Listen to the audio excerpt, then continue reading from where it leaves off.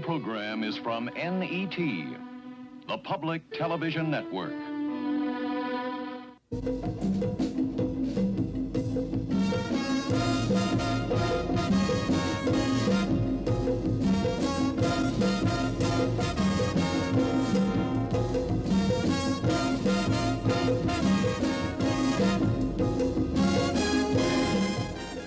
Jumbo.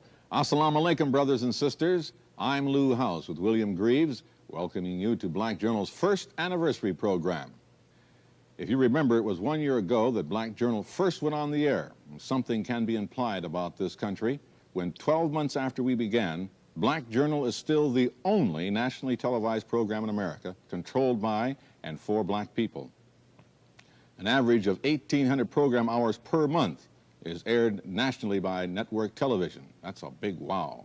And only 1 hour this time is relegated to a program which is specifically designed for and controlled by blacks. And that program is Black Journal. Significant events this past year have brought about changes in the Afro-American community. Our struggle has expanded and taken many forms. We went to Washington with the Poor People's Campaign. We challenged political structures in such areas as Los Angeles, California, and Fayette, Mississippi. We've won some battles for freedom, and we've lost some. But more importantly, black people in America have begun to get together, get on the case. While our struggle for human dignity continues, we are growing stronger. Now, Brother Bill, what have you got for us? Well, throughout the summer months, we will highlight some of our past material which we feel is pertinent today. One of Black Journal's first stories focused on the Black Panthers. Last year, the Panthers were a small group of brothers located primarily in Oakland, California. They first gained national attention when they entered the state legislature in Sacramento, carrying guns and protesting police brutality. Today, the Panthers are once again a big news item as their membership and activity grows.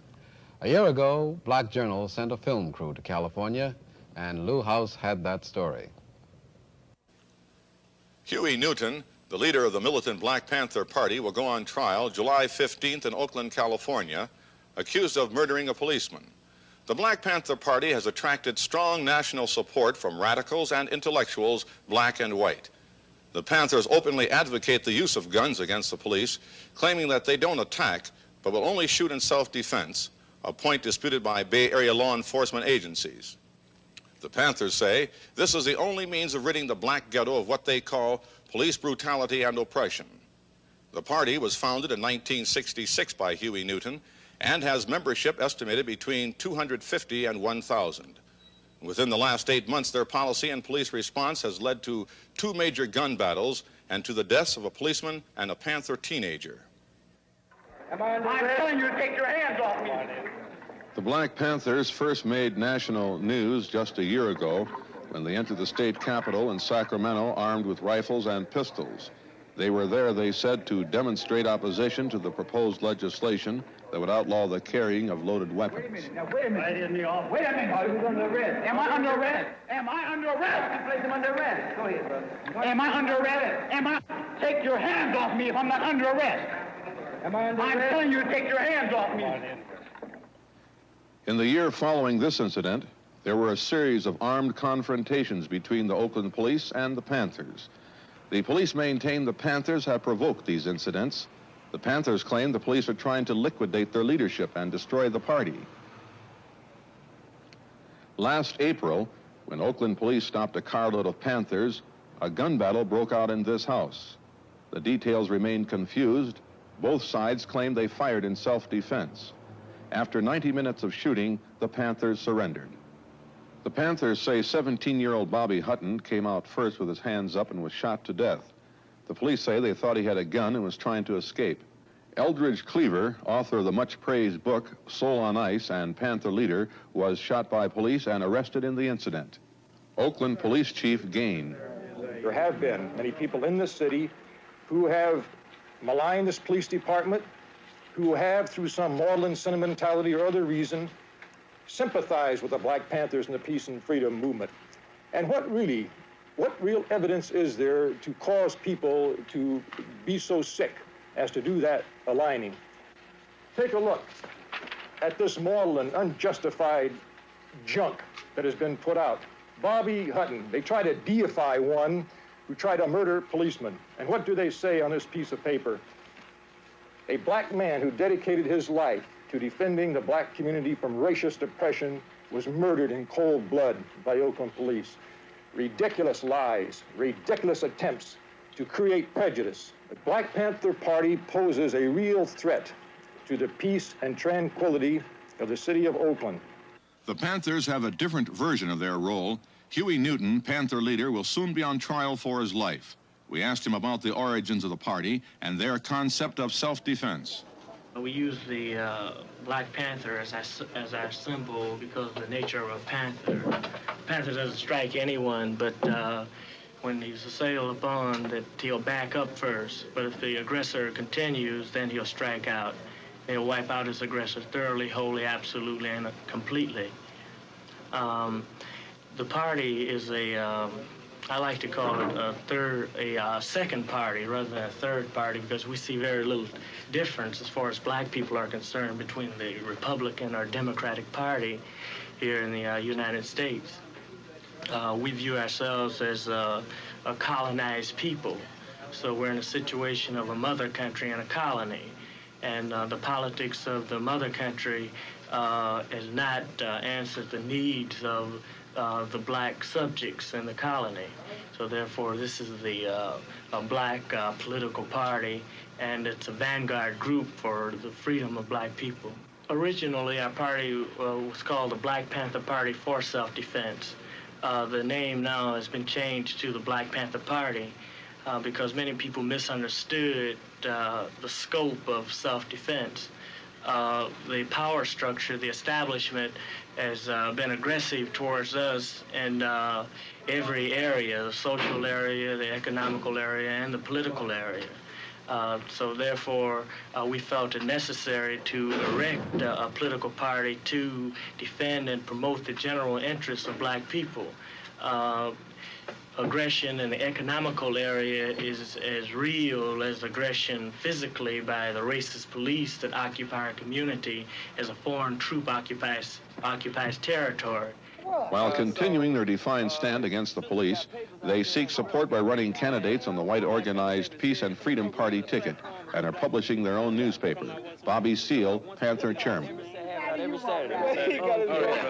And this paper is did by black people. We're trying to unify black people around this program here. This is, in fact, what the program of the party is about.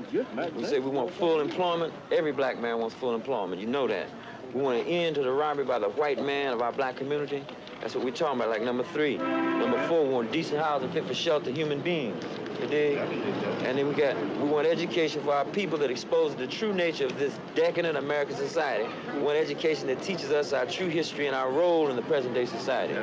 We want all black men to be exempt from military service. You dig? We want freedom for all black men held in federal, state, county jails, city prisons, and jails, right? You know how black people is hung up at the man's railroading us through the prisons. You dig? We want an immediate end to police brutality and murder of black people. Basically, we want land, bread, housing, education, clothing, justice, and peace. We don't want no white man, in our organization. We don't have white people in the organization. What we do, white people who want to help, this organization is so controlled by black people, we direct those white people what they can do and what they have to do to start stopping that racism. You dig what I'm saying? And we don't want them down here in our community controlling us. That's what we talking about. So tell them to go home and watch their own. Go home, change the racism now. The Panthers support this boycott of an Oakland supermarket organized by the Blacks for Justice Committee, whose spokesman is on the Panther Advisory Committee, Paul Cobb. We checked with the Better Business Bureau and a lot of consumer community organizations about, we've had repeated complaints about the meats here. They're the worst in the city. The sanitary condition of the store is the worst. 96% of the people who shop here are black, and less than 5% of the people who work here are black. This is inequitable, and this is why we're here. And there is a connection between boycotting here at Housewives and the indictment of the murder of Bobby Hutton. And police brutality is connected because the economic interests that control this city also control the policy of the police department. We're saying that it's regrettable that there's a need for police in this society. But since this society is so racist, we have to have police. But the issue is who should control those police? And we're saying the black people should control the police. 68% of the policemen in the city of Oakland live outside of the city of Oakland. We're saying that the police must live in the black community, so they will have an opportunity to relate to humans properly, and they must be black. The major issue in race relations in Oakland is the continued friction between the black community and the police. Both sides are holding firm to their positions, and the situation remains potentially explosive. We asked Carlton Goodlett, publisher of the influential San Francisco black weekly, The Sun Reporter, for his evaluation and comment. I believe that the police department is slowly but surely becoming the provocateurs and the inciters of incidents that could very easily lead to the extermination, if necessary, of members of the Black Panther Party. I do believe that the possibilities of racial harmony and peace in Oakland is certainly on trial. If the police respond to the demands of these young people for the ending of two standards of police action, one for white citizens apprehended and one for black, then probably racial peace can be restored in that city. If not, we would see ourselves move precipitously to that separation mentioned in the President's Commission on Civil Disorders of one nation, black on one hand, and one nation, white on the other. Most of us blacks are hip to the political pressure that has hit the Panther leadership. Huey Newton, despite the appeal of his case, is still in jail. Bobby Seale awaits trial on conspiracy charges stemming from his part in demonstrations at Chicago's Democratic Convention. Eldridge Cleaver, reportedly in Cuba, went underground after several confrontations with police and just before he was to begin another jail term. Brother Bill? Membership in the Panthers has grown rapidly. Organized to combat police brutality in black communities, today the Panthers are involved in a wide range of political and community activity, ranging from self-defense to feeding hungry children. One aspect of the Panthers is certain. The group is a growing force in the black community, affecting people from all walks of life, perhaps even the black cop.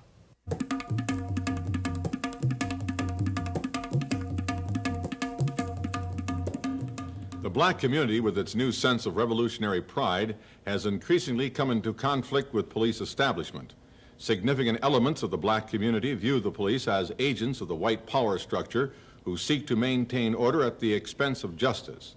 As more efforts are made to recruit blacks for local police forces across the country, black communities are more and more turning their attention to the black cop. Now Black Journal asks, who is the black cop and where is he at?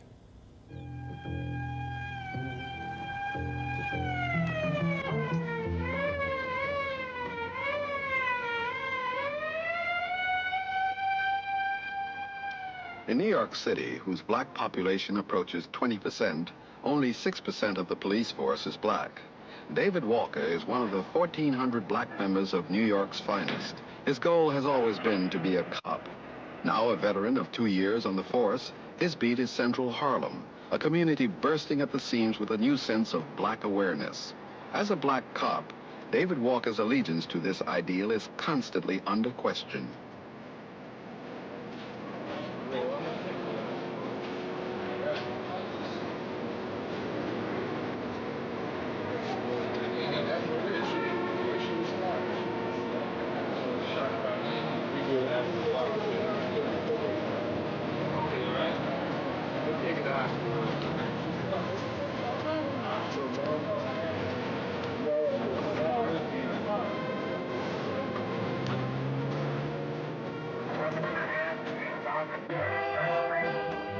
All of this basically is an education for me because I'm with life. I'm very close to life.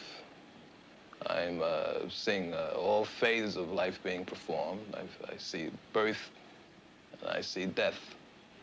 And I think performing in that sort of a function, I'm fulfilling my own life and being of a service to the community.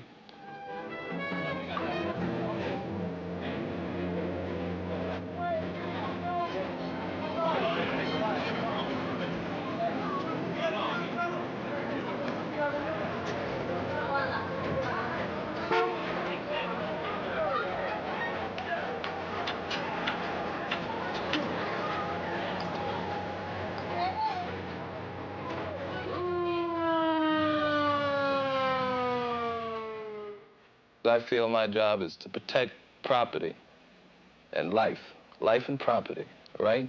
But I'm not going to put myself in the position of the judge, the jury, and the executioner, you understand? If I shoot that fellow for stealing a TV or a case of beer, why should I shoot him? When he goes to trial in court, the judge, the maximum sentence he'll get is about 2 years. So why should I shoot a kid? I'm executing him at the same time. I'm just as loyal as any other cop. I feel them feeling for my loyalty. It's hard to explain, but it's like having a monkey on your back. A white officer feel that because you're black, working in the black community, you should be out in the front. You should be the front runner, the suppression of crime, controlling the situation. They look at you. I feel them looking at me all the time, looking at how I handle a certain situation. And in fact, I'm careful because I feel I'm being used as a guide. And they've learned from me.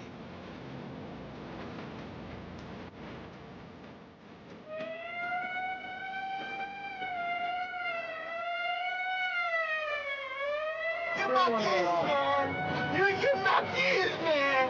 Where's he at? You get my keys, man! I don't give a damn about nothing. You get my keys, man! You get my keys about what? What hurt you, brother? You good about what? Don't hurt, don't let me hurt you. I ain't hurt you, man. Don't get excited, buddy. Just be cool. I want my keys. I want my keys. Let's wear this away, all right? Listen, I want my kids, man. Control yourself. Grown man, control yourself. I don't give about a grown man, nothing. You just my kids, right? Get out of me. That's all. Be cool. All right, relax. We're being used like tools for the system of black cop today, which I think is unfortunate. There's a lot about the system that should be changed, a lot of changes that should be made. And unfortunately, I'm not in a position to make these changes. If I can help in any way to change the system, I'll help as much as I can. Black power? It's a difficult position to put yourself in, really. All these organizations, I feel, help our people in some way. Anything that can help our people, it's beautiful to me, really. As long as you don't overdo it. When I say overdo it, I mean exaggerate the point one day and run away the next day. You want me to elaborate on that? Yeah, give me, let's say, that.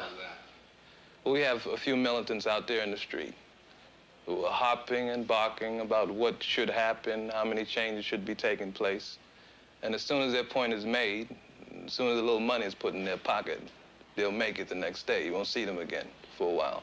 Then they'll come back next week and try to make money another way. Extortion artists, I call them. Black man as a policeman, he's out of the category of being black any longer. Because just the mere thing of him being a policeman shows that he's turned against blackness, because to be a policeman, he has to think like a policeman. And the originating of police was the white man, in this country anyway. So therefore, he has to think like the white man, he has to act like the white man, he has to treat you like the white man treats you. So if you riding down the street and they both stop you, he's going to treat you worse than the white man does to prove to him that he is qualified to be a police with him. So therefore, he's nothing but Uncle Tom. I don't feel completely together inside, because I know I'm caught in the middle. I think the thing to do is to keep trying to find a way out. And not until I find that way out will I actually be comfortable with myself. Deputy Inspector Arthur C. Hill, commander of the 28th Precinct in Harlem and one of the highest-ranking black men on the New York force, discusses the black officer's dilemma. I would suspect that most black officers, as I do, wear two hats. And I would suspect strongly that officers have a problem in identifying which self to surface. And I personally, this is just an opinion now, I see, unless conditions change, black officers, or at least black administrators in police agencies, having definite problems psychological problem. Much of the community views him as a representative of the establishment that they consider responsible for their plight. And in many ways, they see him as some kind of Judas. Many black officers are very sensitive to the needs and the problems of the black communities. This is one of the reasons that we're so much in demand of black officers. This is why we're trying to gear some of our recruitment to black communities to increase these. Of necessity, a black man can empathize and understand black problems better, I believe. I've met some white officers that, because of their socialization process, do really dig black people, do understand the problem, and do relate very positively. I've seen some, right in this command. So I would not eliminate anyone from serving the black community based on skin color, per se. No, I'm not in that position. I do think that by and large, generally black officers can understand the mores and the folkways and the values of black people to a greater extent than white people that came from a foreign environment, so to speak, like suburbia. We asked Deputy Inspector Hill whether civilians should be in control of the police. I would suspect that, as was brought out in the paper, the white cops felt that civilians didn't have the sophistication or expertise to evaluate police conduct. This is just the reason why I think I favor it. I believe in civilian control of military and police institutions. I think we tread on dangerous ground when the civilian can't control these organizations. In Los Angeles, 4% of the police force is black, while 14% of the population is black. Elements of the black community consider the black cop to be even more repressive than his white counterpart. Their motto is to protect and serve, but they don't protect the black cats off in the ghetto. They more or less harass them. Don't ask me if a black cop should shoot looters. A policeman is a policeman no matter the color. Now, whether policemen should shoot looters is the question. To be a policeman, it takes a certain kind of person. And my own personal opinion is that they usually are brutal. They like the instant authority that comes with the badge and the uniform. Harrison Bailey is one of 200 black policemen on the Los Angeles force.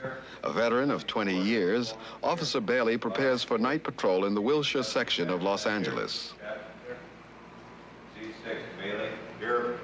I prefer as being a working policeman in the street. Between the two of us, my partner and I, we have almost 40 years of experience.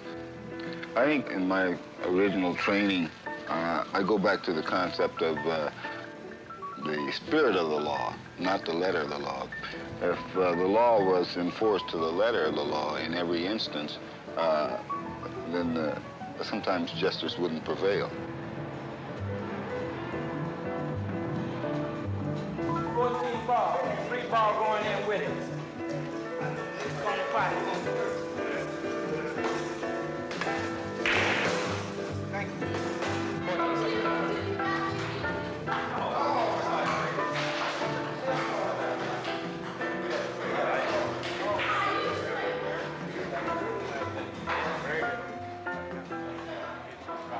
Some individuals are going to be, so to speak, a little drunk with power. I have seen it.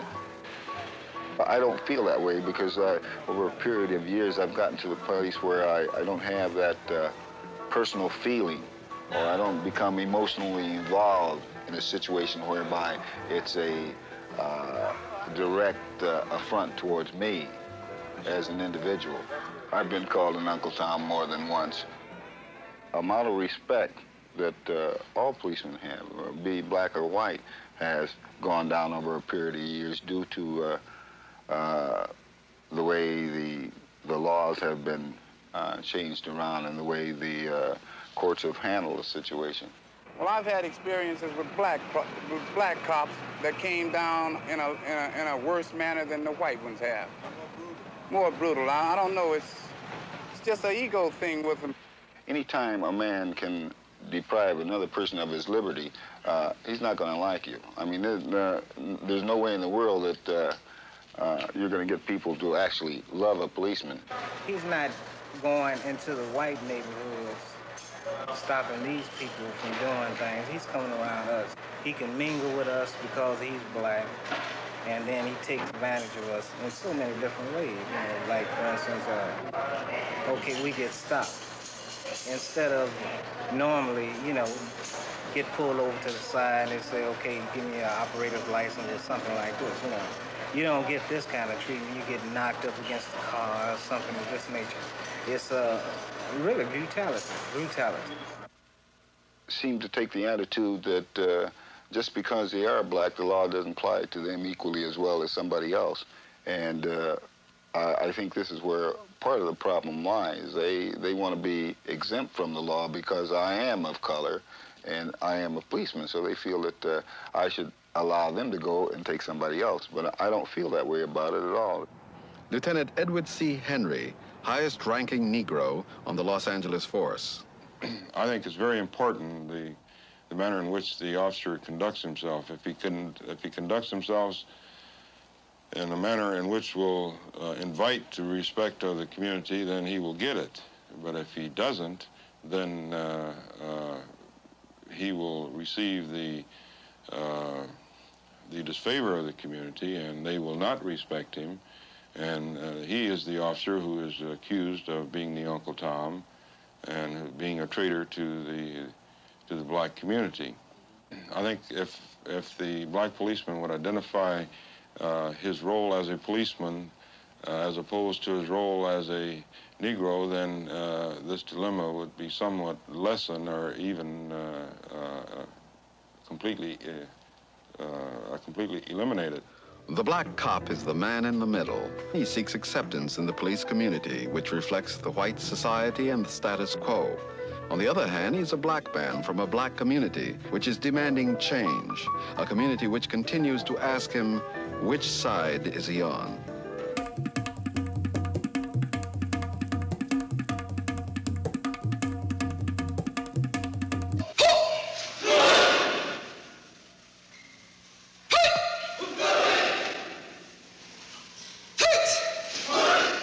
Karate is fast becoming a popular American sport. It teaches self-defense and emphasizes spiritual goals of self-discipline, graciousness, moderation, and pride. John Blair was first introduced to karate while in the Air Force and has earned the high distinction of the black belt. I will practice every day. I will practice every day. I will respect... In this special Harlem summer class, Blair stresses both physical and mental training. Blair is uniquely talented. He's both a master of karate and an accomplished jazz violinist. He performs with the John Lewis Trio. He has created a new art form by combining the sounds of modern jazz with the choreography of karate. The results transcend both arts.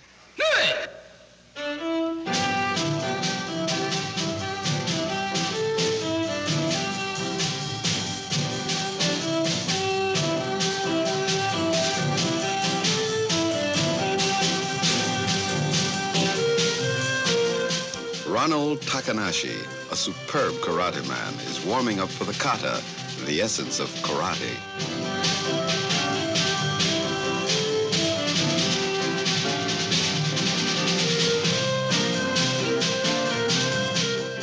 Blair recognized the magnificent dance-like movements, the precision and the intricacy of karate, but he turned it into something much more.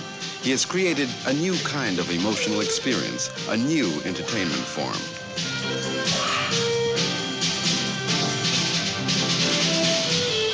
Operating almost as one unit, the musicians improvise to the karate movements.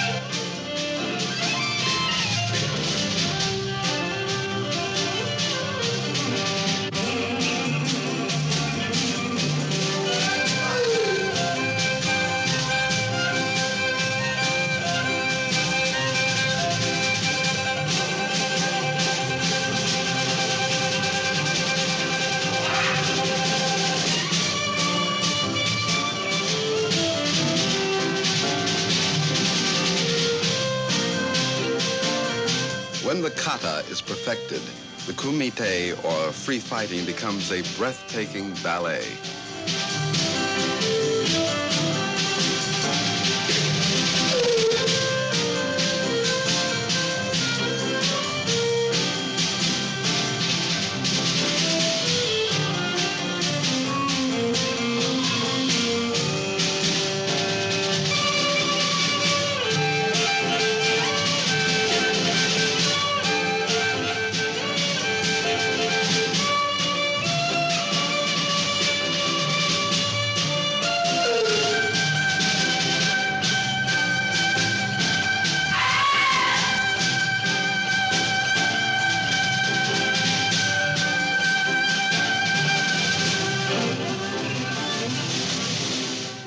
John Blair continues the long tradition of black artists who have brought their special talents to enrich the cultural life of this country.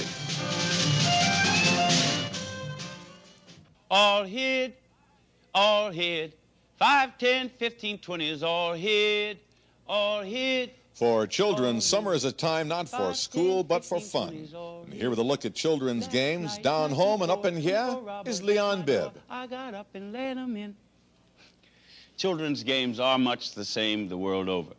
The only important difference is that while the games may be played in the same way, the rhymes change from country to country, and within a country from section to section.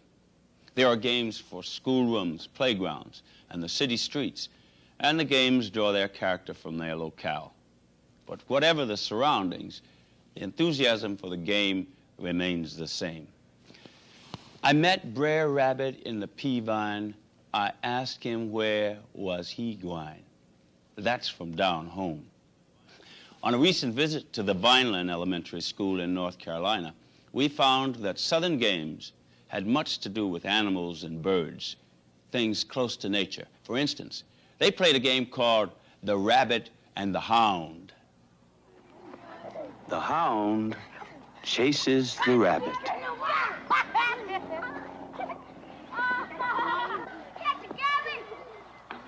The rabbit runs to find a nest. If the hound catches the rabbit, the hound becomes the rabbit, and so it goes.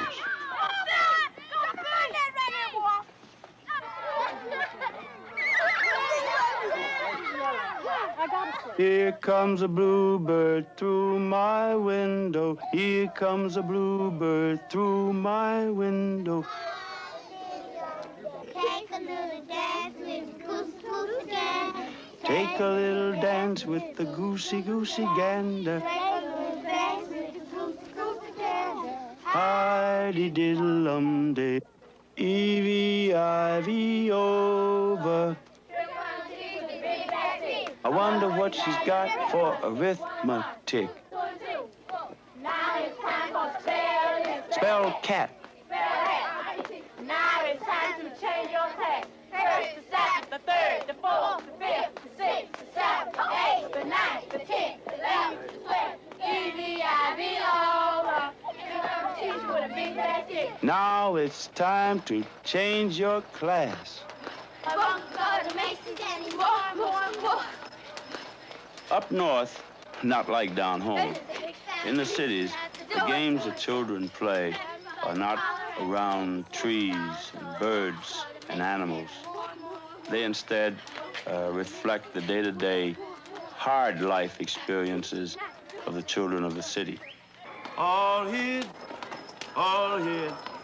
5, 10, 15, 20 is all hid, all hid, all hid.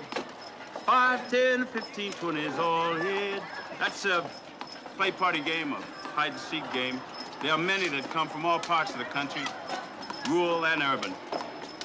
For instance, hello, hello, hello, sir. Meet me at the grocer. No, sir. Why, sir? Because I have a soul, sir. Where'd you get the coal, sir? At the North Pole, sir. Let me hear you sneeze, sir. Achoo, achoo, achoo, sir. Hello, hello, hello, sir. Meet me at the grocer. No, sir. No, sir. Have you ever cold, sir? Where'd you get the coal, sir? At the North Pole, sir. Let me hear you whoop, sir. Achoo, achoo, achoo, sir. Miss Mary Mac, Mac, Mac, all dressed in black, black, black. All dressed in black, black, black with silver running, running all down her back, back, back. She asked her mother, mother, for 15 cents, cents to feed the Elvis, Elvis, Elvis on roller fence, fence, fence. They jumped so high, high, high. They reached the sky, sky, sky. They never came back, back, back till the 4th of July, July, July. July, July, July. 1, 2, 3, 4, 5, 6, 7, 8, 9, 10. All around my face is there. All hit, all hit. 5, 10, 15, 20s, all hit, all hit, all hit. Old Uncle Ned fell out of bed, scratched his head with a hot piece of lead. He's all hit, all hit. 5, 10, 15, 20s, all hit. 5, 10, 15, 20s, all hit. Rock-a-bye, baby, in the treetop. Hey, hey, Jane, Jane, my lordy lord, Jane, Jane, I'm gonna buy Jane, Jane, 3 mockingbirds, Jane, Jane. Miss Mary Mac, dressed in black, silver buttons up and down her back. I love coffee, I love tea, I love the pretty girl who loves me. Hey, Jane, Jane, my lordy lord, Jane, Jane.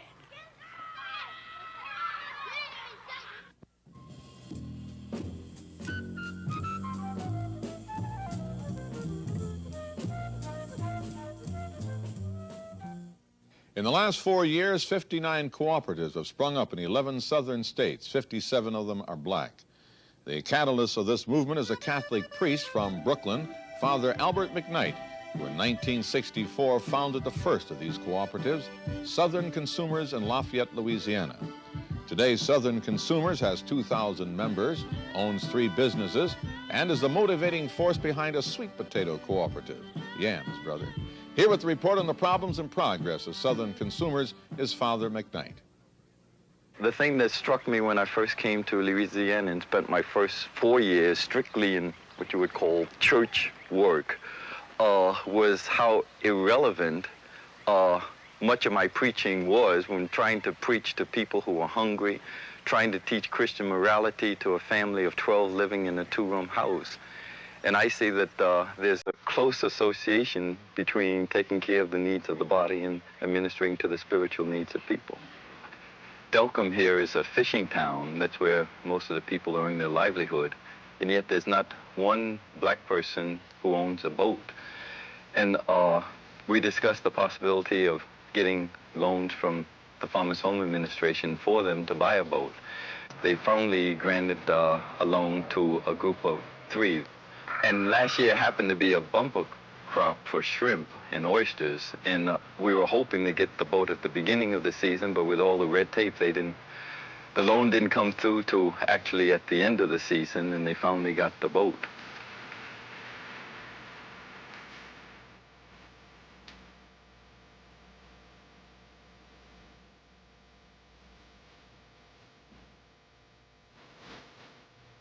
We have found that you have to start where the people are, deal with the problems that they consider urgent, and then that way you can get them involved.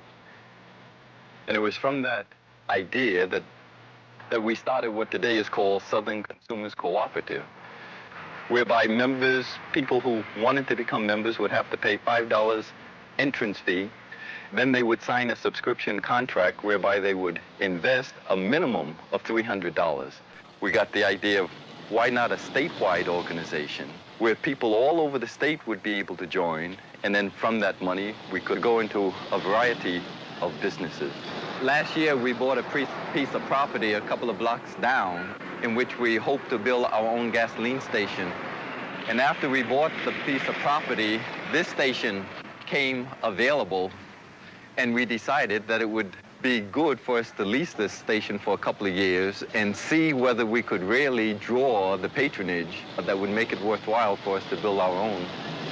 Very few people realize the psychological damage that has been done the black man because of racism in this country.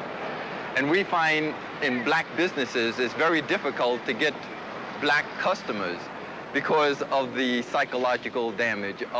Too many black people think that the white man's gas is better than the black man's gas. The white man's ice is colder than the black man's ice.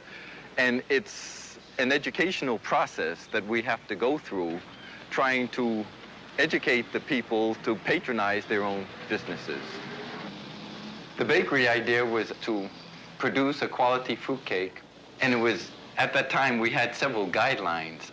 We knew that we had little business experience, little management know-how. We didn't have too much capital, and we wanted a specialty item, something that we could start small and had hopes of growing big.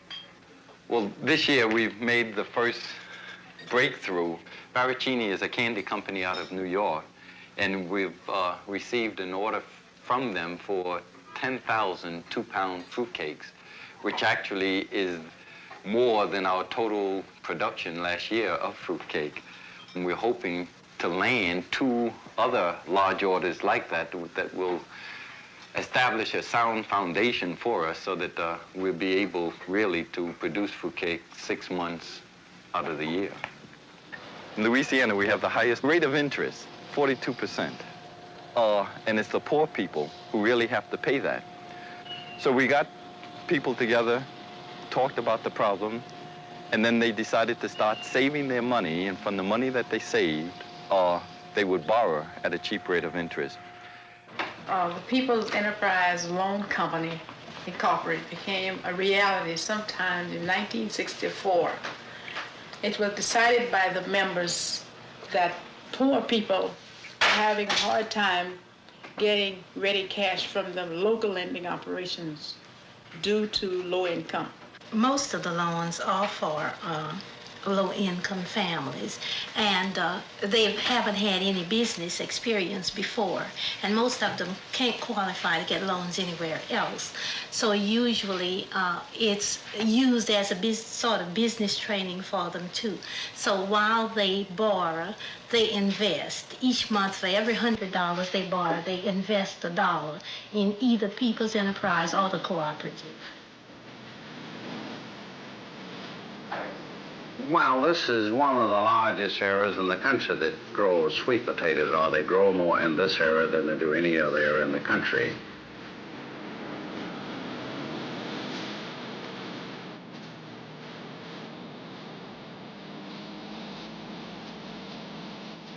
The 1965 potato harvest was extremely poor, and many of the farmers had to sell their sweet potatoes for between 50 and 75 cents for a crate of good potatoes. And we would talk about shipping our own sweet potatoes and forming an organization for that purpose. And out of that grew the Grand Marie Co-op. We got some technical assistance from Father McKnight at Southern Consumers, and this is the beginning of the 3rd season of the cooperative. We've had up to 500 people who've patronized the cooperative at least once during that period. The first year, they hired them a local broker. This broker, he knew that they were green in the business, and he took advantage of them. Then they contacted me about the first of the year, and I came here with them, and last year they were selling on consignment, and 1 or 2 loads that the brokers sold at the other end, they didn't get anything out of them. We sell A&P, one of the largest, Kroger, Safeway, firms like that. Well, the thing that has really amazed me in this whole self-help activity is the hostility that is created and how people feel threatened when poor people start helping themselves. We've been accused of being communists. We have had a motion passed in the state legislature to investigate us. We've been investigated by the State Un-American Activity Committee, two-day hearing in Lafayette. The DA has raided our office, seized our books. We had to go into federal court.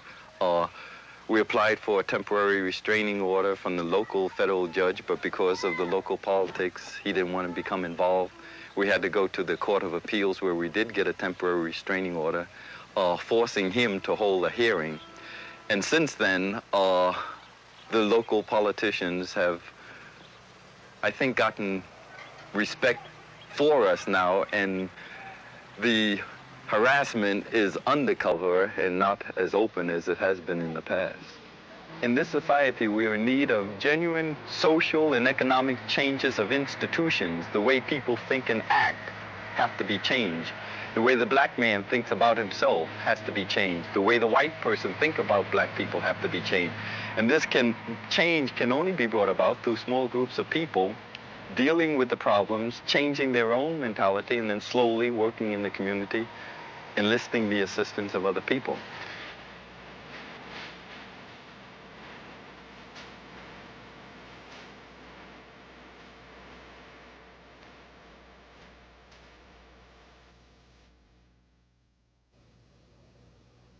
Why does a cooperative in Louisiana succeed while another in Harlem doesn't seem to be making it? A cooperative organized and managed by blacks in San Francisco's Hunters Point district, a black community, nearly went out of business, although it often undersold its white competitors. Why? Any ideas, Lou? Mentality, Bill. This past season, Black Journal focused on many emerging Afro-American economic programs. Although President Nixon campaigned a platform of economic help for blacks from the private sector, from all accounts, most blacks, leery of this patent solution, delivered him a meager vote of confidence. Yet the idea of black economic independence or economic self-help has taken root. Small businesses, industries, cooperative marketing, and other concepts of economic communities are being initiated. And many small businesses fail, but a few survive. And when one of our businesses fails, it could be that we, its patrons, have fallen victim to the semantics of color. George Taylor's here to tell us all about it. Rap, Brother George. All my life through, I've been so black and blue. I'm white inside. That don't help my case. I can't hide what is on my face. Oh, yes. Ah, yes. Just the plaintive lyrics of the blues. Yes, it's that. But the lyrics tell a familiar story. White on the inside, but black on the outside. Why? Why do we think of black as bad and white as good? An interesting question? Well, that's what the semantics of color is all about. White symbolizes purity, honesty, innocence. A white lie, told without evil intent. White-handed, hands free of evil. White-minded, mental purity. Want to impart goodness? You add white. Black represents evil, wickedness, disgrace, and gloom. Black-hearted, mean and wicked, black-mouthed, foul-talking, profane. Black Tuesday, disaster. Blackball, ha, you've had it. Want to make it bad? You add black. Even the poets used black as bad and white as good. Blake, in his Songs of Innocence, wrote, "My mother bore me in the southern wild, and I am black. But oh, my soul is white. White as the angel is the English child. But I am black, as though bereaved of light." Whites gave black its negative meaning, and with little choice, blacks accepted and helped to propagate it. And we did it mainly through our songs, such as, "What in the world did I do to be so black and blue?" The acceptance was unnoticed and for a long, long time unchallenged. And then suddenly, oh, so beautiful. Oh, so beautiful, such beautiful people. A black consciousness revolution.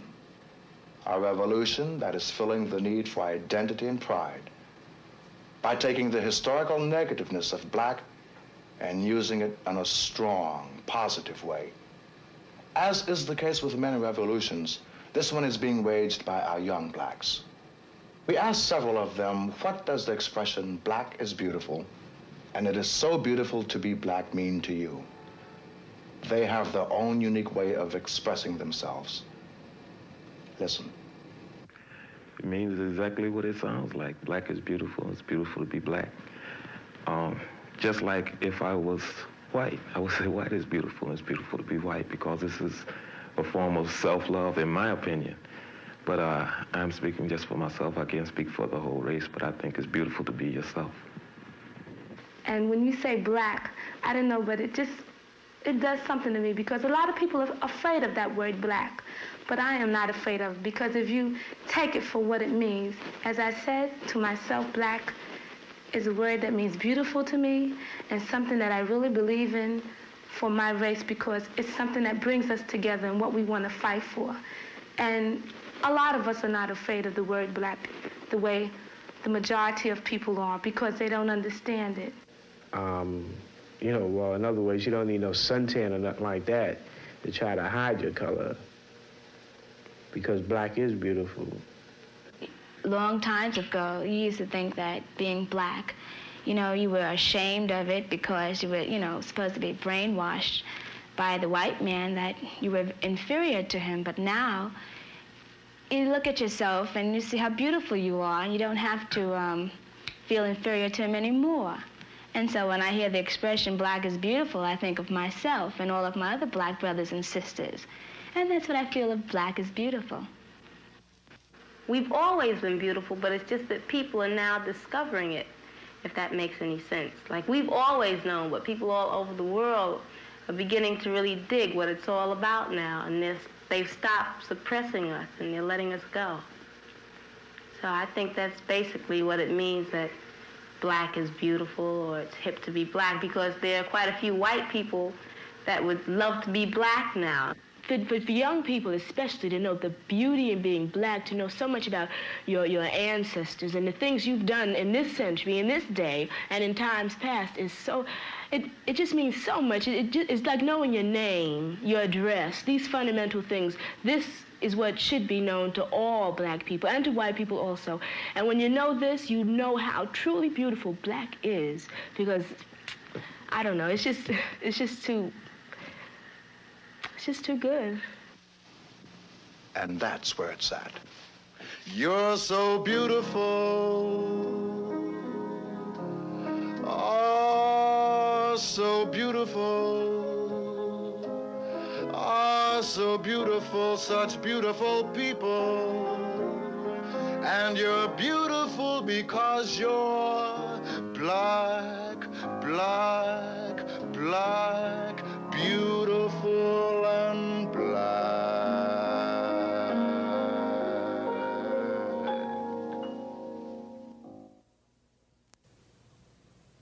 Well, good brothers and sisters, that's Black Journal for this evening. As we said earlier, there's been a great deal of creative activity and change in the black community this past year. The black policeman, for example, is moving toward closer identification with his black brothers and sisters. Groups of Afro-American police associations have been created in many areas of the country, and all observations point to this thing as yet another response to the problem of police brutality in black communities.